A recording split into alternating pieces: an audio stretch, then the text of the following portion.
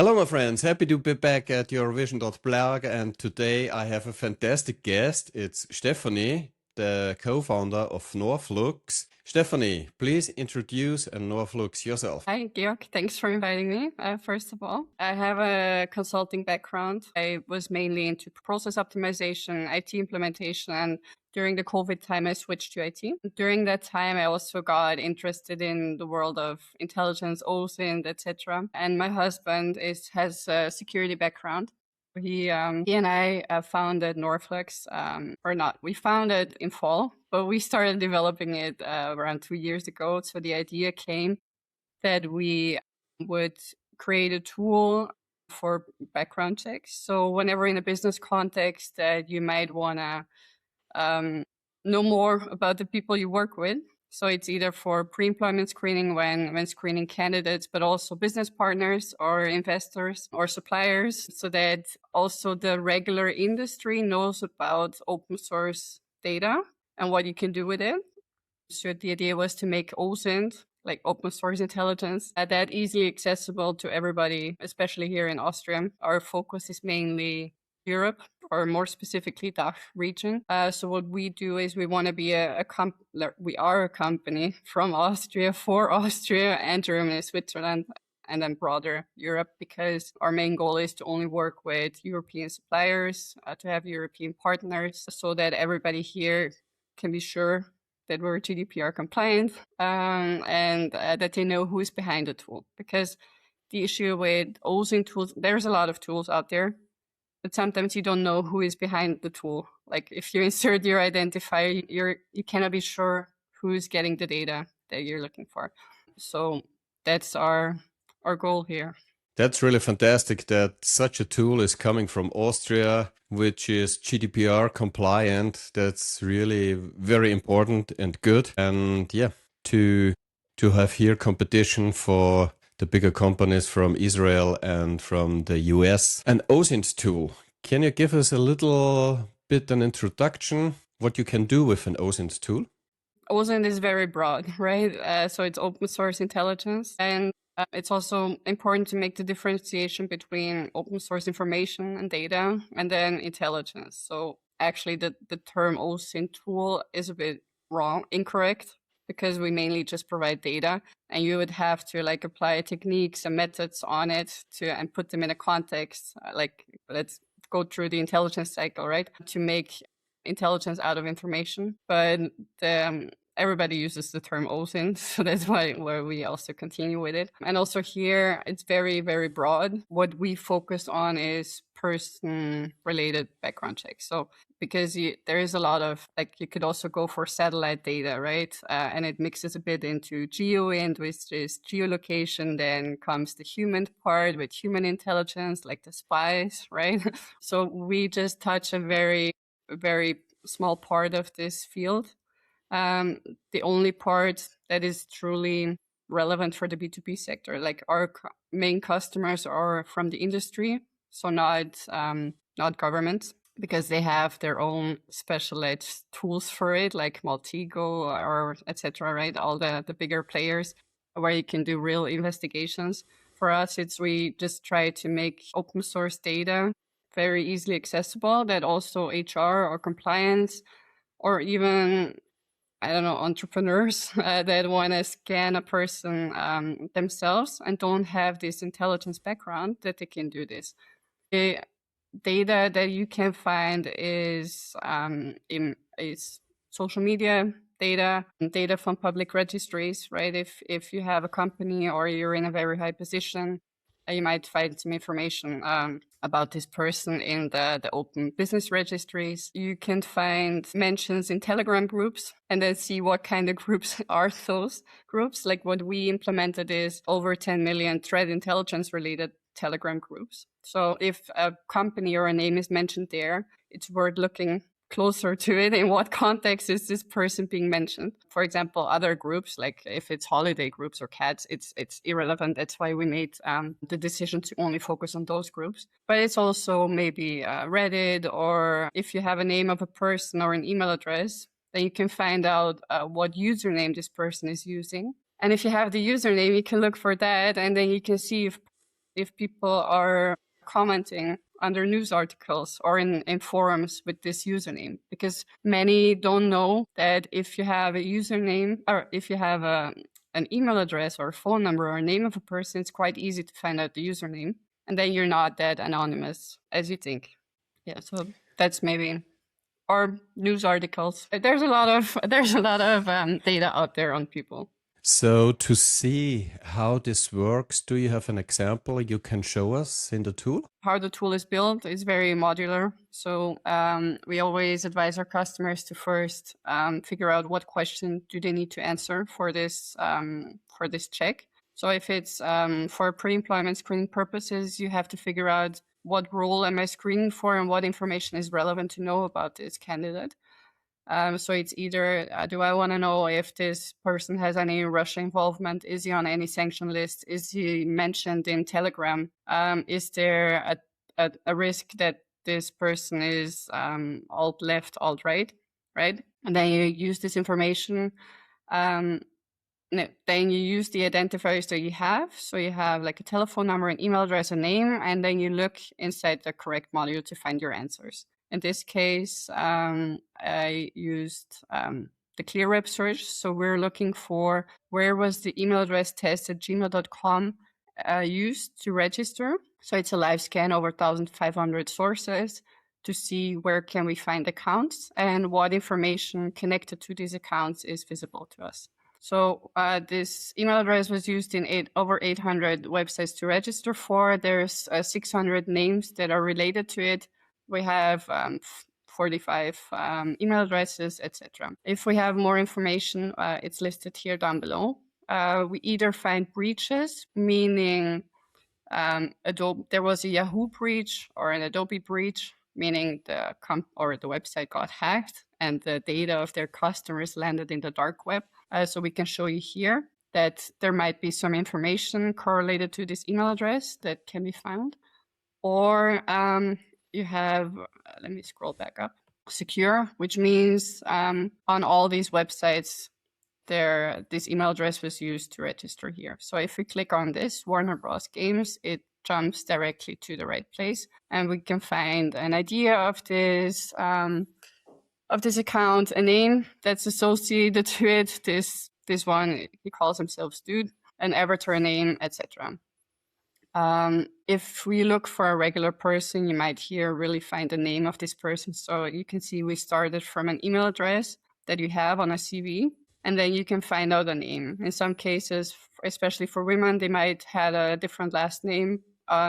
In fraudulent cases, this person might have like another name that he's using online, so that you can use this as an information to look deeper into also the other persona that he has online. And where possible, we allow to jump to the profile itself. Mostly, if it's not open source, we cannot find it, so it's over there for us as well. But yeah, this is like one of the features we have. Of course, if you're not that into looking, we just have the background checks where you just implement, right? You have a name, you have a full name, and you say, I want to look in Telegram if there's any mentions about this name. Is this person a politically exposed person? Are there any news articles where this person is mentioned? Is he on any sanction blacklist, watch list? Then I have an email address, I have a phone number, etc. I have a related company, and then I just do a one-time check. So that's the product. That's really fantastic. You can do a lot with it. Thanks a lot, Stephanie. So if I posted a dumb joke on Reddit 8 years ago, and can it stop me of getting a job today? And where is the line between risk and being human? Yeah, we clearly say that we just provide data. So we never want to take the decision away from the hiring person. Also, data just means it's not yet information. It's not yet intelligence. You always have to put it into a context. And this is also where we clearly differentiate ourselves from detectives here that really perform those background checks and make like fundamental reports where they put everything into context. So I truly hope that nobody loses a job over a dumb Reddit post. The only thing that can happen here is people will see the post. And I hope that everybody who's hiring or is trying to work with somebody, that he just uses this as a baseline, like, right, we have this information now, let's talk about it. Like, why did you post this? But what is also very important to notice is we don't disclose all the information to everyone. So we have different layers inside the product that we either just not disclose it or just for certain groups, right? Because if you have like real investigations, they might need more information to close the case. But if it's regarding a position in a company, the only relevant thing from what I just showed you is, for example, different names that a person is using. Like it's irrelevant for the person to know, I don't know, he had accounts on this and this and this. The only reason why we show all of these websites is you never know where to get just the information that you're looking for. For example, we can also see Duolingo accounts, and often you can see what language the person is learning, what name he registered on, etc. So for most cases, it's irrelevant for you to know that I'm learning Japanese. But if you look at the case Marsalek, if you have enter his email address, you can see that for 10, 15 years ago, he started learning Russian. So this might be an answer to your question. Is he truly involved with like Russian espionage? And now we know Jan Masalek is a top spy for Russia. Yeah, so it's an indicator, right? It's another hint that your suspicion is correct, right?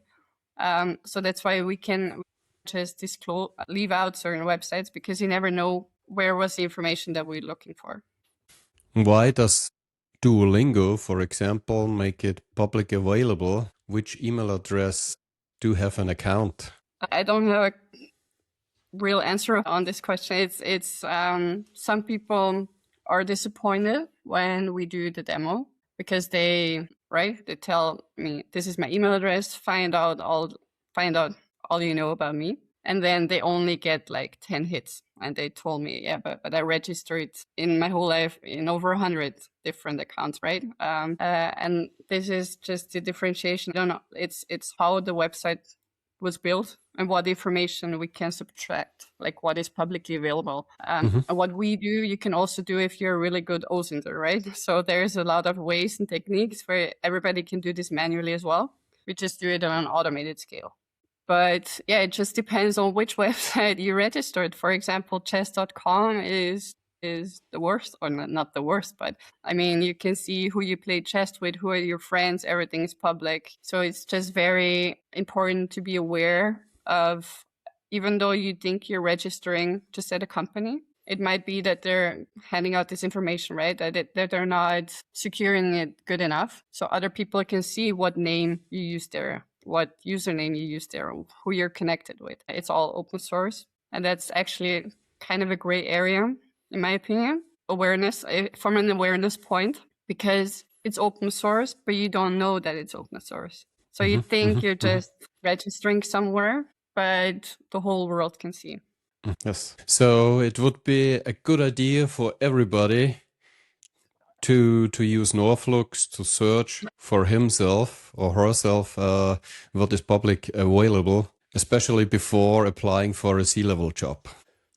Yeah, it would be, I think a lot of people would be interested. We're only B2B, B2G, so this tool is not available just for individuals. Why is that? It's just because we want to be responsibly with the data. It's too easy to find out a lot about a person. And the case that you described is it has good intentions, right? I want to know what is on there about me, but you never know, is this person using it to stalk his ex-wife, or is he using it for bad, like criminal intentions? And for us, it was always important to know who is on our platform and who is using it.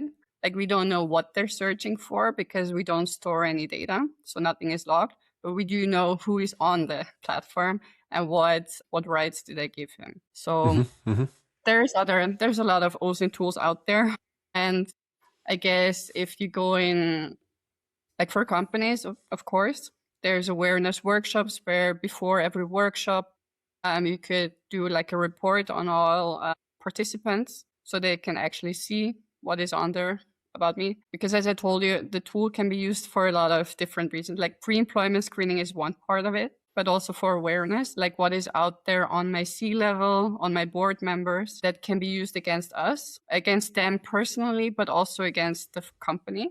For example, if my CEO loves wine and he has a Vivino account, which is publicly available, I can see which wines he likes. And then I can just send him like a very specific email. This wine only today, 50% off. I don't know if a CEO would react to it, but some people would just be triggered, right? My favorite wine is on sale now, but then it's just a phishing mail. So if just the awareness, this is out there about me and it can be used against me is also some kind of security, right? So that's a different use case. It can be used for background checks, but also awareness, what's on there about ourselves, but also then in an AML context, or also like banking, fintech, crypto world, you have like the on-chain forensics, but sometimes you just also want to know who is behind the wallet as a person. So there's a lot of touching points.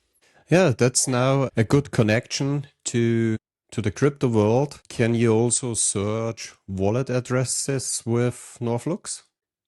Yes. So there's the ClearWeb module, which I showed you. It can also search for Bitcoin and Ethereum wallets. We're not that deep as a real crypto forensics tool. It's just a side product because when we look for these websites, this is also the information that we found. So there are a few data points that you can get from it. And of course, in the Telegram module, you can enter a crypto wallet, see in which group was this wallet mentioned. If this is a group which is categorized Middle East, you might get the indication that this wallet is used for terror financing. If this wallet is used in a group that has the category pharma on it, you might make the connection that it's being used for drug financing, etc. So it has some relations to the crypto world, but it's not the main focus. And that's also why I told you we made it very modular, so we can blend out certain modules that are not relevant for certain groups, and then they can also just use the Telegram search if they want to find out more about a wallet. Okay. So real bad actors know how to hide. Isn't Norphluchs just catching normal people who don't want to hide? If you don't find anything about this person, that's also a sign, right? If there's absolutely nothing to be found on this individual, in my opinion, it's also there's information that you can deduct from it. So you might think, okay, is this maybe not his real name? Like, why is his phone number not registered? Good people know how to hide, but like bad people know how to hide, but they also make mistakes. It reminds me of an example of, I think it was one of the largest operators of a drug-related darknet marketplace. And how they found him was he used a very unique password. So he was in a data breach and his password was in there. And it was really so unique. Like sometimes you just have people that. So they pivoted on his password and found another email address of him, or I think it was a telephone number. And with that, they performed like a ClearWeb search, found other information.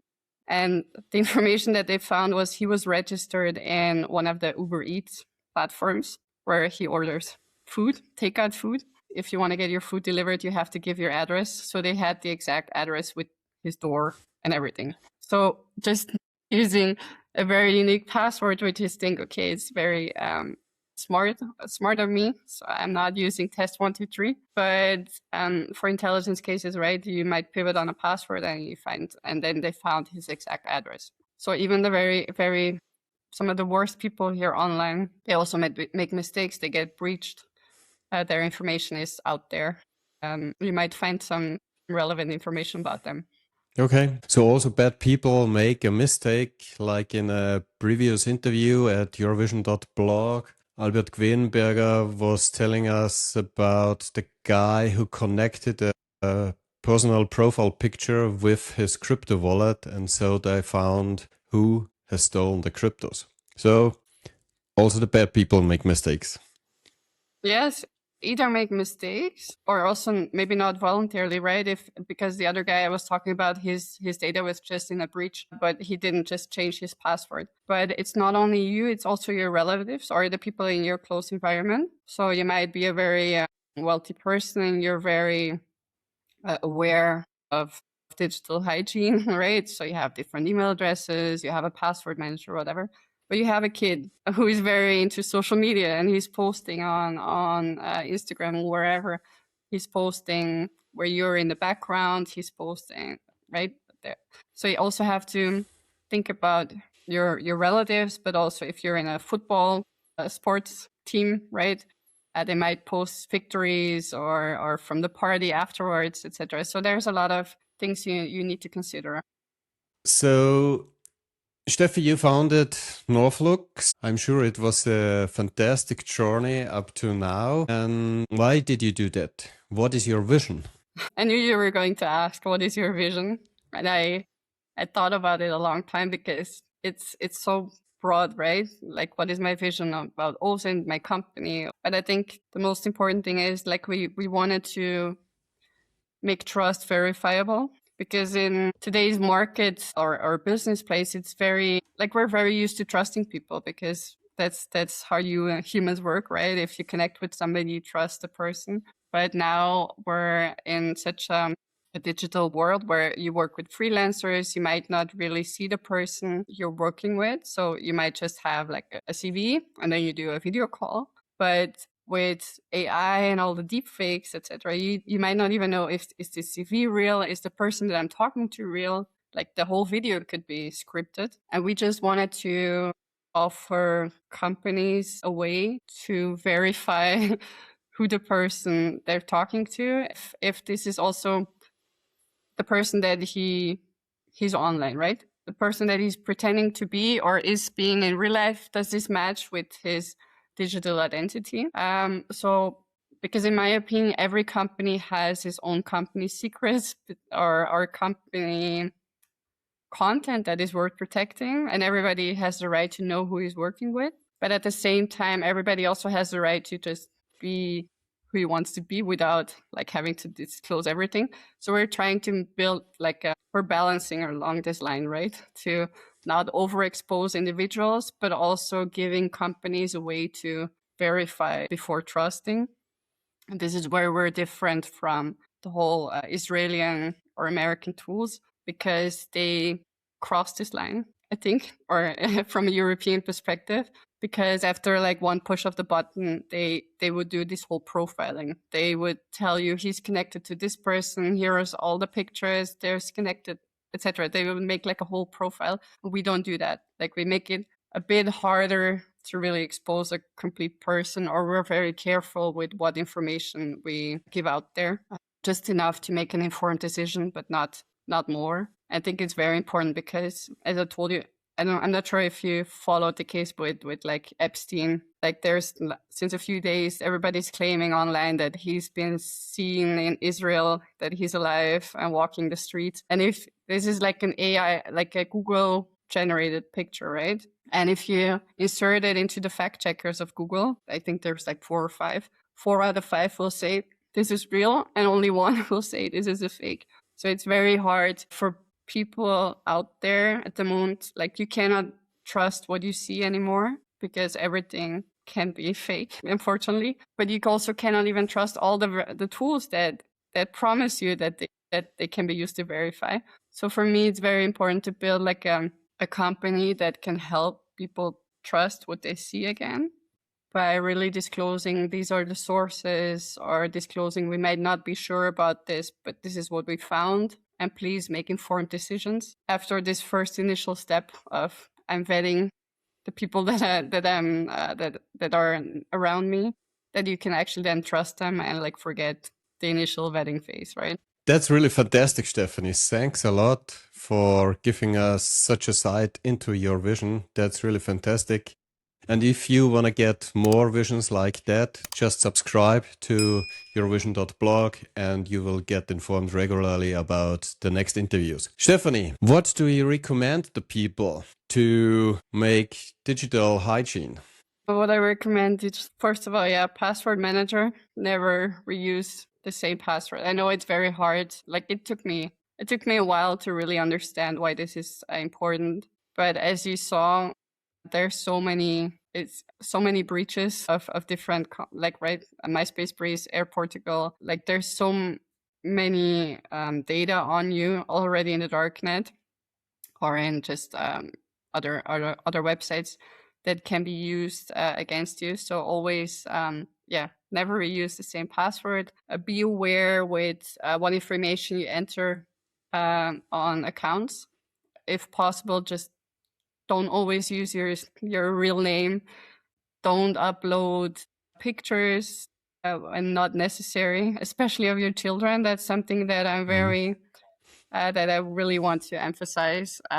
It's one thing if you're uploading pictures of yourselves, but be aware if you're uploading pictures of other people that didn't consent to it, because I think that's something quite unfair to do to others, especially of your children, because you're the one who's responsible for them, and they have no idea what dangers are out there. And what else?